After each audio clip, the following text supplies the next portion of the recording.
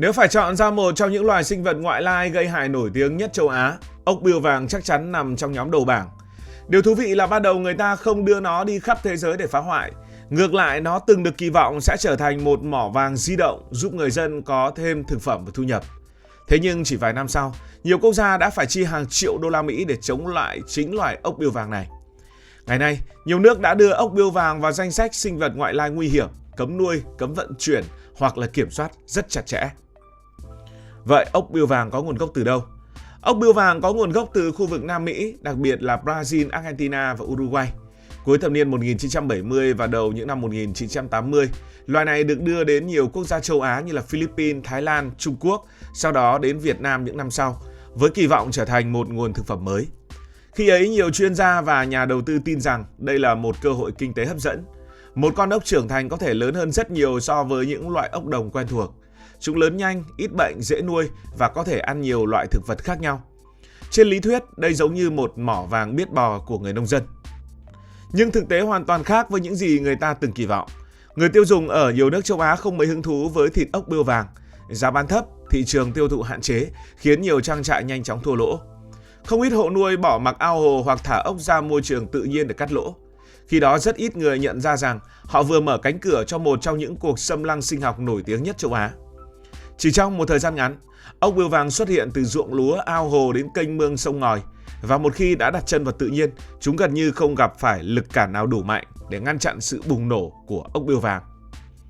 Điều khiến các nhà sinh thái học thực sự lo ngại không phải là kích thước hay sức ăn của ốc bươu vàng, mà là khả năng sinh sản gần như vô hạn của chúng. Những chùm trứng màu hồng đậm bám trên bờ ruộng, cọc gỗ hay thân cây mà người dân thường thấy, thực chất chính là các nhà máy sản xuất ốc con. Mỗi ổ có thể chứa từ 200 đến 500 trứng, và một con cái có thể đẻ nhiều ổ liên tiếp trong suốt một mùa sinh sản. Trong điều kiện thuận lợi về nhiệt độ và thức ăn, một con ốc cái có thể sinh ra hàng chục nghìn trứng mỗi năm. Để dễ hình dung, một cặp thỏ vốn đã nổi tiếng sinh sản nhanh, nhưng tốc độ tăng số lượng của ốc bươu vàng còn đáng sợ hơn nhiều lần. Chỉ vài con thoát ra môi trường tự nhiên cũng có thể tạo nên quần thể hàng chục nghìn con sau vài năm. Đó là lý do nhiều quốc gia phát hiện rằng khi ốc bươu vàng đã lan rộng, việc tiêu diệt hoàn toàn gần như là nhiệm vụ bất khả thi. Chúng giống như một đám cỏ dại mà chỉ cần sót lại vài hạt giống, chẳng bao lâu sẽ lại phủ kín cả cánh đồng. Nhiều người sẽ tự hỏi, tại sao bà con nông dân lại sợ loài vật này đến vậy? Nó bò chậm chạp, không có vẻ gì là nguy hiểm. Nhưng thực tế đối với những cánh đồng lúa mới cấy, ốc bươu vàng chẳng khác nào một đàn trâu đói được thả vào ruộng rau non. Thức ăn khoái khẩu nhất của chúng chính là những cây lúa còn nhỏ, thân mềm và nhiều dinh dưỡng. Ban ngày nơi nông dân có thể vừa làm việc vừa cấy lúa, nhìn cánh đồng xanh mướt với hy vọng vào một mùa bội thu. Thế nhưng chỉ sau một đêm, hàng nghìn con ốc âm thầm bò đi kiếm ăn, cắt ngang thân lúa và ăn sạch những mầm non mới bén rễ. Sáng hôm sau ra đồng, nhiều người chỉ biết đứng nhìn những khoảng ruộng trống trơn như vừa bị máy cắt cỏ ghé qua. Không ít nơi phải gieo xạ hoặc cấy lại từ đầu, đồng nghĩa với việc tốn thêm giống, công lao động và thời gian. Tại Philippines, Thái Lan, Việt Nam và Trung Quốc, hàng triệu hecta lúa từng bị ảnh hưởng bởi loài ốc này. Có những giai đoạn thiệt hại kinh tế lên đến hàng chục triệu đô mỗi năm ở từng khu vực.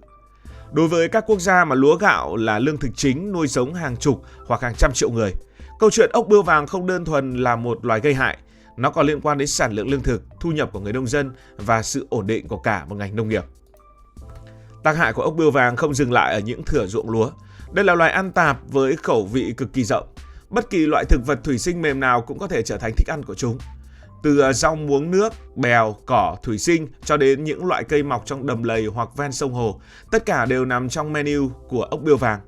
Khi số lượng còn ít, thiên nhiên vẫn có thể tự cân bằng, nhưng khi hàng triệu con cùng xuất hiện, áp lực lên môi trường bắt đầu trở nên khổng lồ. Nhiều khu vực ghi nhận sự suy giảm của các loài thực vật thủy sinh bản địa sau khi ốc bươu vàng xâm nhập. Và khi cây cối biến mất, những sinh vật phụ thuộc vào chúng cũng bị ảnh hưởng theo. Cá mất nơi đẻ trứng, côn trùng mất nơi trú ẩn, chim nước mất nguồn thức ăn, cả một chuỗi sinh thái bị tác động chỉ vì sự bùng nổ của một loài ngoại lai. Các nhà sinh thái học thường gọi đây là hiệu ứng domino. Một mắt xích bị kéo đổ sẽ làm rung chuyển nhiều mắt xích khác. Đó là lý do ốc bươu vàng được xem là mối đe dọa đối với các quốc gia, và một mối đe dọa này rất đa dạng về mặt sinh học. Thêm vào đó, điều khiến các cơ quan nông nghiệp đau đầu nhất là ốc bươu vàng không chỉ sinh sản nhanh mà còn cực kỳ lì lợm. Chúng có thể sống trong nhiều điều kiện môi trường khác nhau, từ ruộng lúa, ao hồ, kênh mương cho tới những vùng nước chất lượng kém. Khi thời tiết khô hạn hoặc điều kiện bất lợi, chúng có thể vùi mình xuống bùn để chờ đợi cơ hội sống sót. Chính khả năng thích nghi này giúp quần thể ốc duy trì được số lượng ngay cả khi bị con người liên tục tiêu diệt. Nhiều địa phương từng phát động chiến dịch bắt ốc quy mô lớn, hàng tấn ốc được thu gom khỏi đồng ruộng. Thế nhưng chỉ vài tháng sau, chúng lại xuất hiện dày đặc như chưa từng bị xử lý. Nguyên nhân là bởi chỉ cần một số lượng nhỏ còn sót lại, chúng sẽ lập tức sinh sản và nhanh chóng khôi phục quần thể. Ngoài những thiệt hại đối với nông nghiệp và môi trường, ốc bươu vàng còn tiềm ẩn nguy cơ đối với sức khỏe con người. Đây có thể là vật chủ trung gian của một số loại ký sinh trùng, trong đó nổi tiếng nhất là giun phổi chuột. Loại ký sinh trùng này có thể lây lan sang người nếu ăn ốc sống, ăn nấu chưa kỹ hoặc chế biến không đảm bảo vệ sinh. Tại một số quốc gia châu Á đã từng ghi nhận các ca bệnh nghiêm trọng liên quan đến việc ăn các loài ốc mang ký sinh trùng. Người bệnh có thể bị đau đầu dữ dội, sốt, rối loạn thần kinh và nhiều biến chứng nguy hiểm khác. Dù nguy cơ này không phổ biến như thiệt hại đối với đồng ruộng, nó vẫn là lý do khiến các cơ quan y tế thường xuyên cảnh báo người dân không nên tự ý sử dụng ốc bươu vàng làm thực phẩm. Có thể nói, từ một loài từng được nhập khẩu với hy vọng trở thành nguồn thức ăn giàu dinh dưỡng, ốc bươu vàng cuối cùng lại trở thành sinh vật mà cả nông dân, nhà sinh thái học lẫn ngành y tế đều phải dè chừng. Vậy các nước trên thế giới kiểm soát ốc bươu vàng như thế nào? Sau nhiều thập niên chống chọi với những thiệt hại mà ốc bươu vàng gây ra, ngày nay rất nhiều quốc gia đã thay đổi hoàn toàn cách nhìn về con ốc bươu vàng. Đến những năm 1980, người ta từng quảng bá nó như một nguồn thực phẩm tiềm năng, thì ở nhiều nơi, ốc bươu vàng hiện nay bị xếp vào nhóm những sinh vật ngoại lai xâm hại nguy hiểm. Úc là một trong những nước mạnh tay nhất. Quốc gia này nổi tiếng với hệ thống kiểm dịch sinh học thuộc hàng nghiêm ngặt nhất trên thế giới. Việc nhập khẩu, vận chuyển hoặc phát tán ốc bươu vàng có thể bị xử lý rất nặng vì nhà chức trách lo ngại loài ốc này sẽ gây thiệt hại cho ngành nông nghiệp và môi trường tự nhiên. Người Úc từng phải trả giá đắt với nhiều sinh vật ngoại lai như thỏ hay cóc mía.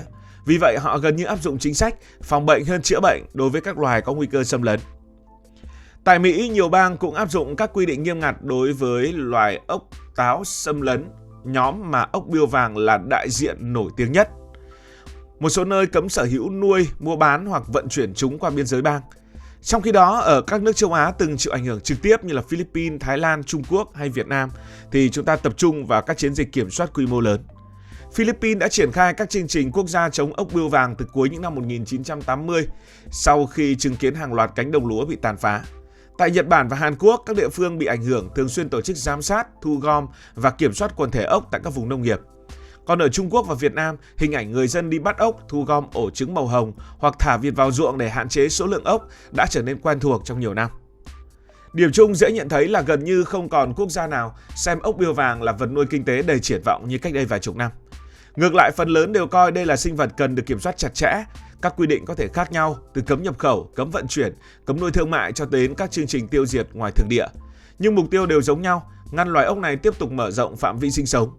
Bởi bài học mà nhiều nước rút ra sau hàng chục năm là một khi ốc bươu vàng đã bùng nổ trong tự nhiên, chi phí để kiểm soát nó có thể lớn hơn gấp nhiều lần so với bất kỳ lợi ích kinh tế nào mà loài vật này đã từng hứa hẹn mang lại. Cảm ơn vì đã quan tâm theo dõi câu chuyện này. Nếu thấy thú vị, bạn có thể nhấn nút đăng ký kênh, bật chuông thông báo và chia sẻ. Còn bây giờ thì xin được nói lời chào, tạm biệt.